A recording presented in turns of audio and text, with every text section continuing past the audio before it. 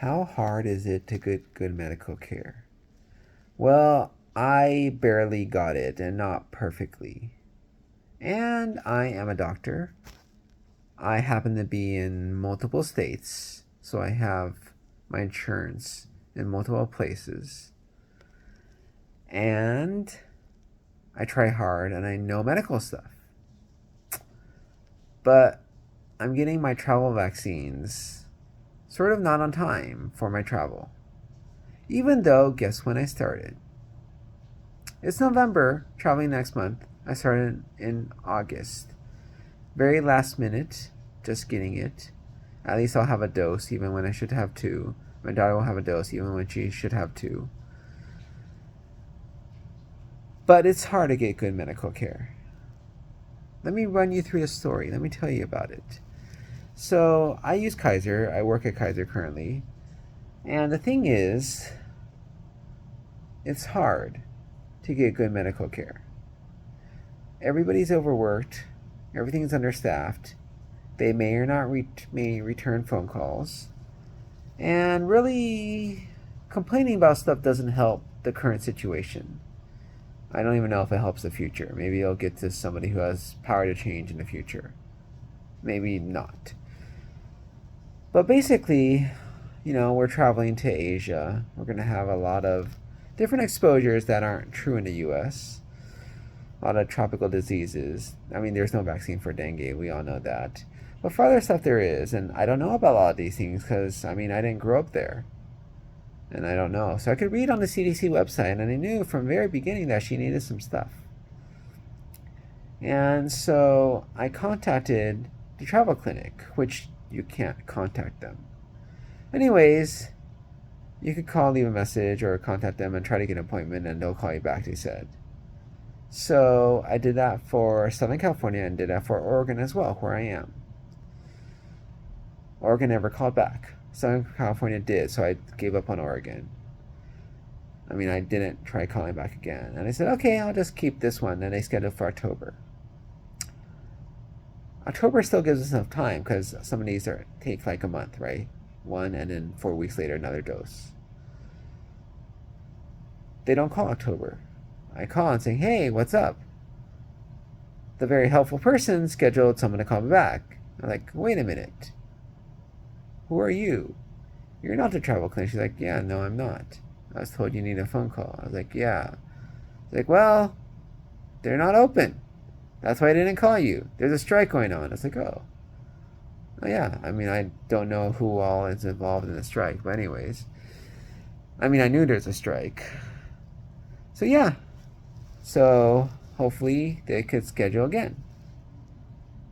And they did.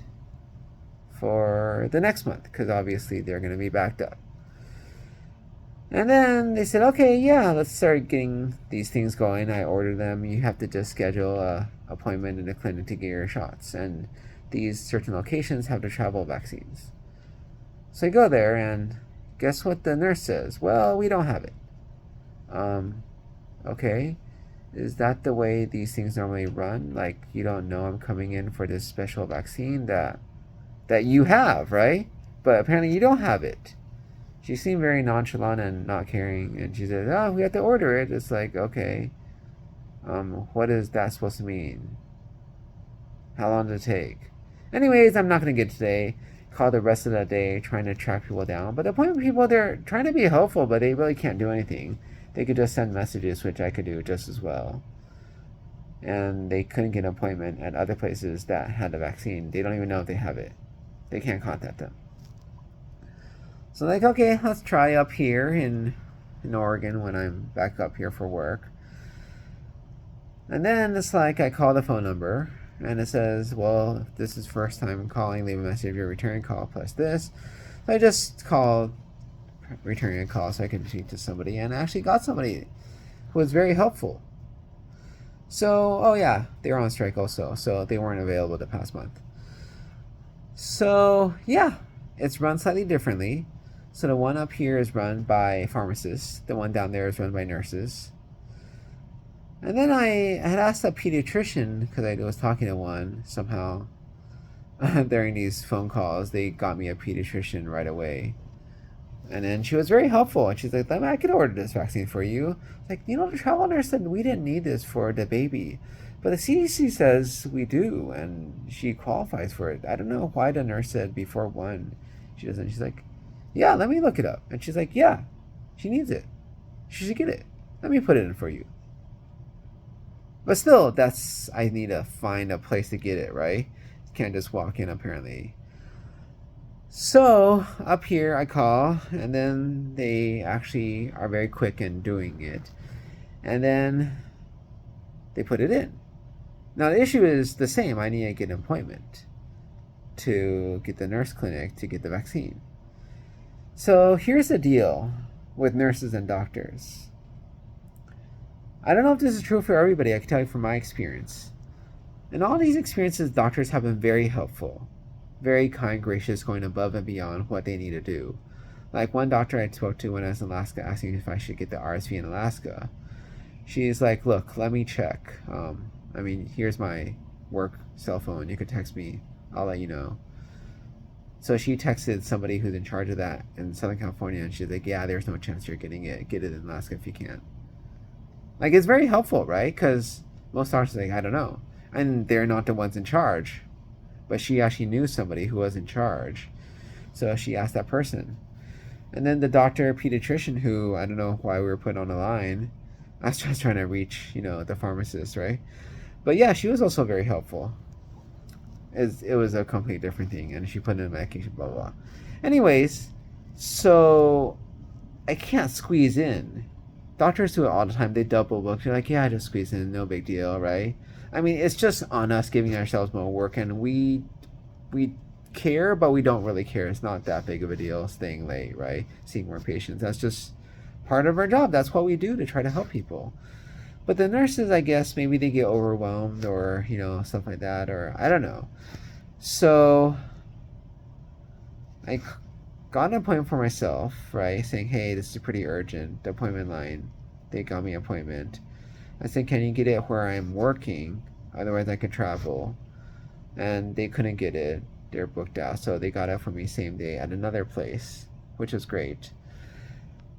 But I thought they got it for my daughter. And that afternoon, apparently, they told me that she wasn't booked. It was just me. So some miscommunication, right?